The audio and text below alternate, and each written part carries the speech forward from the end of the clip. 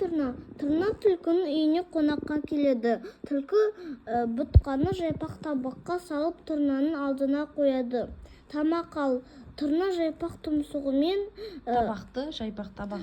жайпақ табақты тұмсығымен шоқып ештеңе жей алмайды. Келесі күні түлкі Тұрнаға қонаққа келеді. Тұрна сорпа дайындап, оны құмыраға қойып беріпті. Түлкі сорпаны іше алмайды. Құмыраға басы кірмей қояды. Ал Тұрна ұзын тұмсығымен шоқи береді. Түлкі ренжіп үйіне аш қайтыпты.